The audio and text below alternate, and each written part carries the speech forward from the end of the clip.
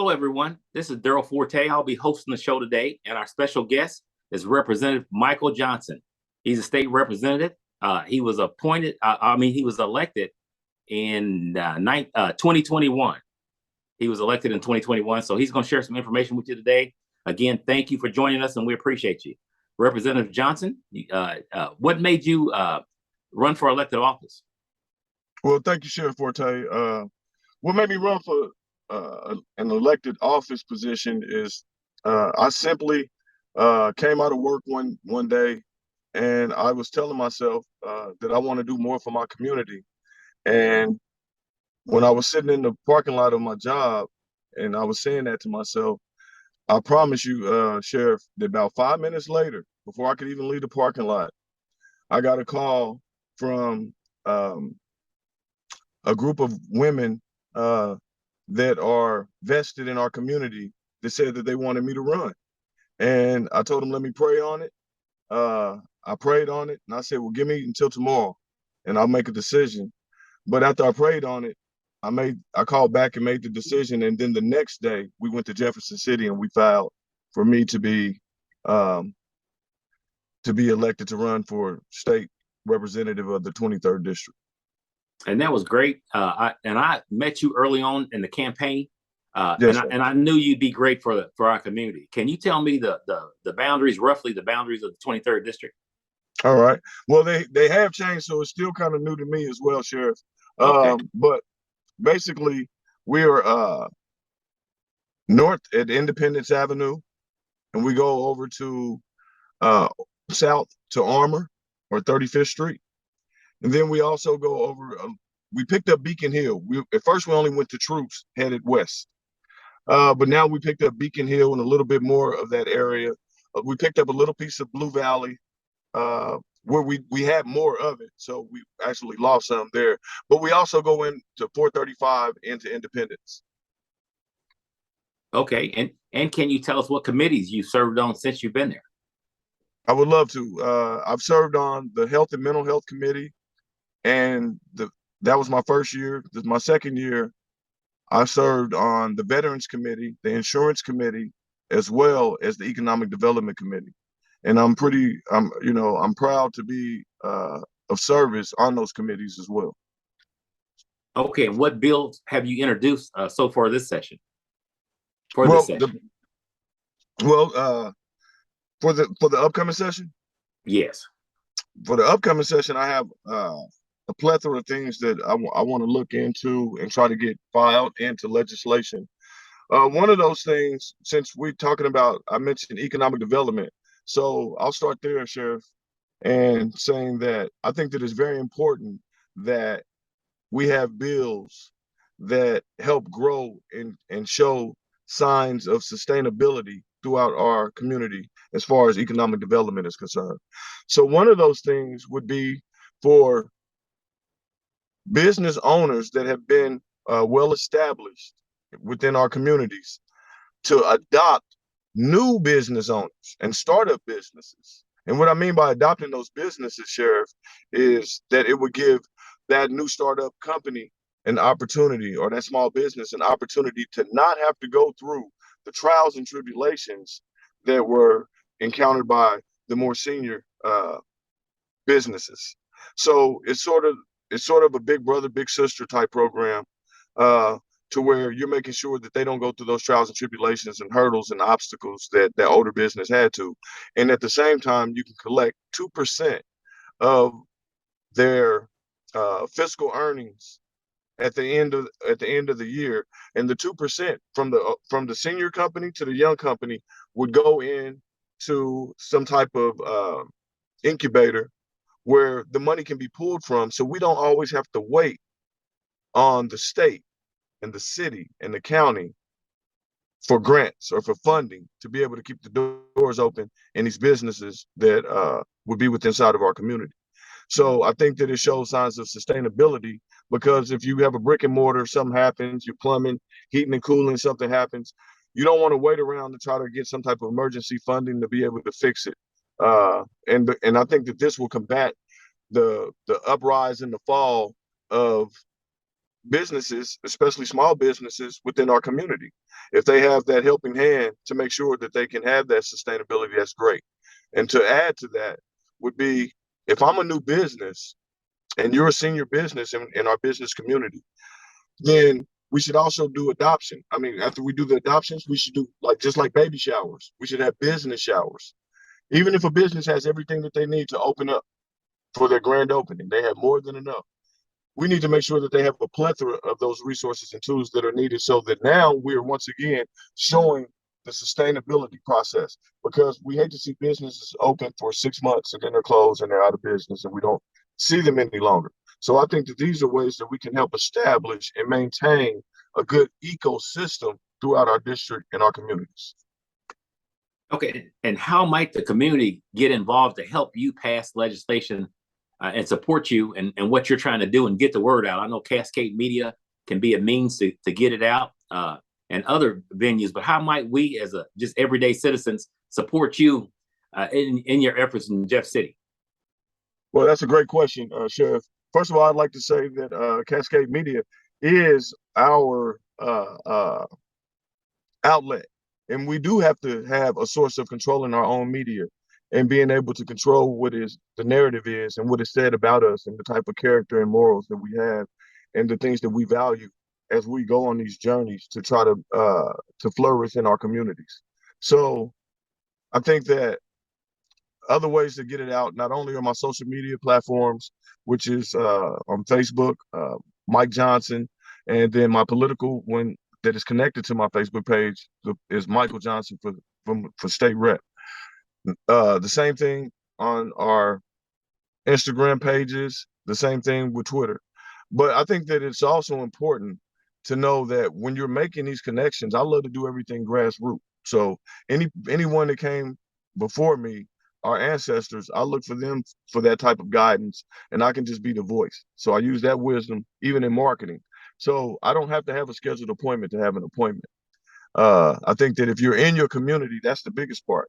If you're in your community and you're vested in it, then you'll have an opportunity to make sure that everybody is up to speed on what it is that you are trying to get passed as far as legislation.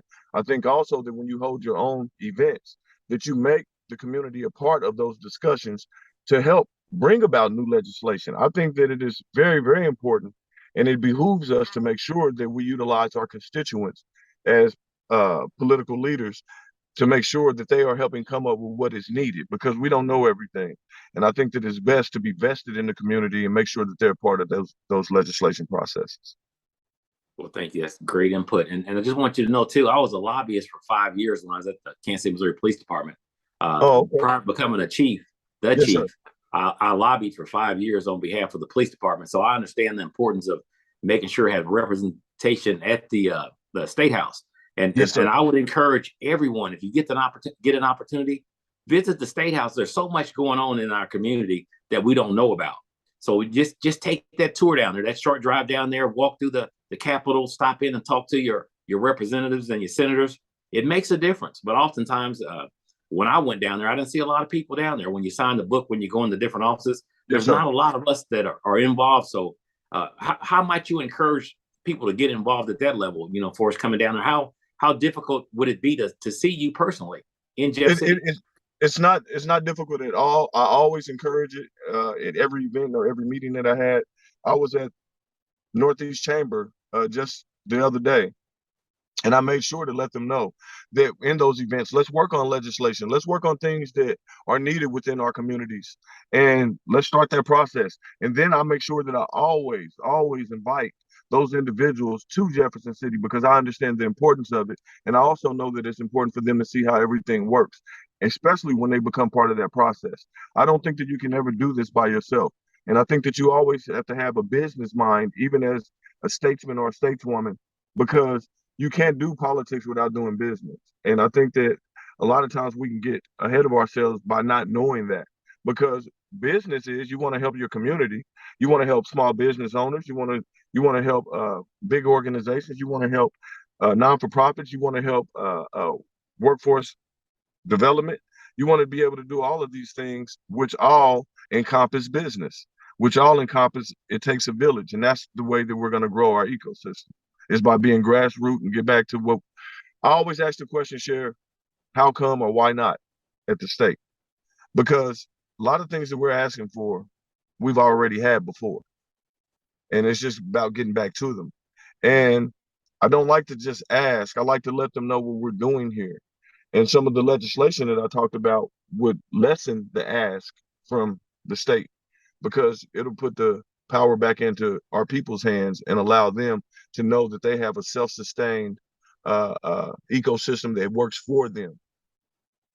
Okay, and thank you, Representative. You want to talk about House Bill 2737, I believe it is? Yes, sir. HB 2737. That is the language that I have that is in Senator Burlington's SB 820, which is the broadband bill that we passed at the state. I was the only Democrat on that bill, and I was the only person that looks like us that was on that bill as well, Sheriff. So I'm very proud. I'm not proud of that, but I am proud that we did get some legislation through that will be significant in moving unserved and underserved people in our community forward. So my part of the bill dealt with the state of emergency because we are still in a pandemic. And under that state of emergency, Sheriff, it calls that we should have those resources and that funding available to us, readily available to us. And first, what I wanted to do in the process of coming up with it is to make sure that we hit our unserved and our underserved areas first, and then also our seniors. It's very important because we have to have this connectivity. It's no longer utility, it is a necessity that we have this for educational purposes, for jobs, careers, for telehealth, just for the connectivity, especially in our unserved and our underserved areas. But we will also take this throughout all of our rural areas as well. So it wasn't just for Kansas City, it was for the entire state of Missouri. It's one of the biggest bills that allocated funding under one piece of legislation. $400 million. It's one, if not the biggest in Missouri's history, for money being allocated just for one particular project. So I'm very proud and honored to be a part of that. And I'm also asking to sit on the special committee for broadband this year. That was something that we just had to do the other day. Another good piece of news, real quick. I just got elected today, right before we hopped on here.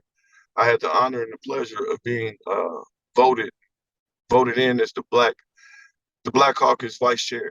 So I'm proud of that as well. And I look forward to getting some things done with the rest of my colleagues down in Jefferson City. And congratulations and well deserved. I've followed you from the time I met you when we were running for election. And I was very impressed in the beginning, still impressed. You're still engaged in the community. You're not one to just pop up during election time. You're running every day. You're contributing every day. So just tell us a little bit about your background, where you were raised, and those sorts of things, so everybody can kind of get to know the representative in the personal level. Okay. Well, I've always stayed in the 23rd district. Anytime that I've lived here in Kansas City, I've never stayed outside of the district. So I know my district well. I've always been engaged in a part of it. I've had the privilege of being around politics and being around Freedom Incorporated since I was a kid. Because my uncle Charles Hasley was the 3rd District City Councilman for 21 years. So that gave me an opportunity to dabble and be around some of our great Black leaders here in Kansas City, and give me an opportunity to kind of, not knowing, it's actually an olive branch, but not knowing that I would one day become an elected official. And my purpose is solely for the people. I don't have a hidden agenda. I jokingly say that I'm a half 100 now, and I'm proud to have made it this far to be 50. And I am excited about the future. I realize that this is something that I want to do, not from a hidden agenda standpoint, but just strictly for the love of my people. Just that's it. Nothing more, nothing less. And if it's anything that I can do in any capacity to help them, then I understand that that's what my mission is right now in life. Well, thank you. I didn't know you were related to Mr. Hasley. Yes, sir. He was one in the community that when I was in law enforcement early on, that I knew his name. He asked hard questions of our leaders on a regular basis. He demanded accountability before people were even talking about accountability. So I can see that in you. You're just genuine, and just thank you for wanting to serve our community. Can you explain the process when you introduce a bill, and then the process to get that bill passed through, and the challenges sometimes associated with that? All right. Well, first of all, you have to, be idealistic and open-minded. You want to come up with pieces of legislation that are going to be effective. And it doesn't matter how big that piece of legislation is. It's just that you want to do something that is going to leave substance. So you want to do things of substance. And so in the process, you get with the drafting department, and you spin your idea off of them. They start drafting the bill. They give it back to you. You proofread it. It goes back to them if you need any changes. From there, if you need more detail or more information, then you can send it to research as well. And so you're collaborating with the drafting department, the research department, to come up and make sure that it is structured and worded correctly, because wording is very big, especially at the state level. There's such a difference, and it can make such a big difference between is, the, may, shall. These things determine the outcome of a bill in a major way, even though it can be considered just very small words. So you come up with these pieces of legislation, and then what you want to try to do is you want to get a hearing, because the bill's not going to move forward without you being granted a hearing. And a hearing usually happens within those committees, depending on what your bill is structured for, and then it'll move accordingly through those committees. And so you get a hearing in the committee, and then you want to come out, of course, with enough votes to take it to the floor. Then you want to get it read on the floor. Then it's going to go to the Senate. Then it'll come back for your third reading. Once you've done that, there's a great opportunity for you to get the bill passed, and then you just wait. And then if it's considered passed, you still have to wait until it's signed by the governor. And so it was a great day to be called back down to Jefferson City over this past summer for that type of piece of legislation, for that broadband bill, SB 820, with Senator Burleson.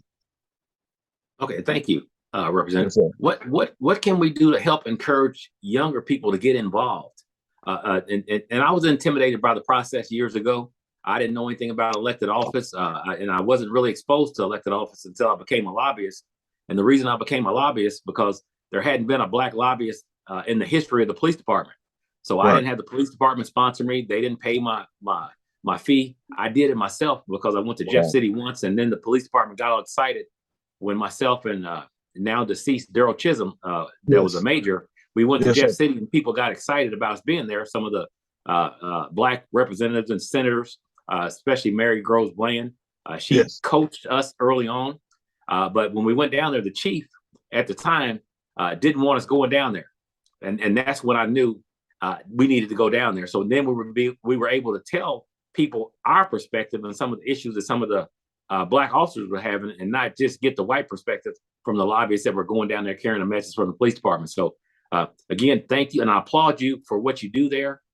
I know it's not easy. You're fighting for our community, and I ask that you continue to do that. But how might we get some younger people involved and help them understand the process? It's intimidating, I think, looking in from the outside, but if somebody can take them by the hand and just kind of get them ready to fill some of our shoes as we transition down the road, whether it be 5 years or 15 years from now, but getting them exposed. Well, I think first and foremost, Sheriff, before I tell you that, first I just want to commend you on everything that you've done with the service that you provided through public service, and helping us and mentoring us and people like me that have always had an opportunity from afar, just to be observant and seeing all of the great things and the good work that you've done, and the accountability that you have and that you have for others as well. So I commend you, and I thank you. And moving forward for our future leaders, I think we have to grab them now, okay? And we have to have them mirror and shadow us, and just take them around on a daily process with you, especially those that can come and spend time with you in Jefferson City as well. And then when you're campaigning, Just have them follow you when you're speaking, have them follow you, have them become a part of it so that we can groom those future leaders now. And that way we have predecessors already in place that we can have continue that march and that fight for us and stay on that same page of getting things done and being resourceful. Well, thank you, Representative. It's been informative. It's time to close out a little bit now. So just thank you again for taking time out of your busy schedule and sharing such useful information with us. And I look forward to seeing our audience next time. Hope you got something out of this informative conversation. And just remember, no one can beat you at being you. Stay safe, and we'll talk to you later. Thank you so much. This is brought to you by the Black Economic Union, located at 1601 East 18th Street, Kansas City, Missouri.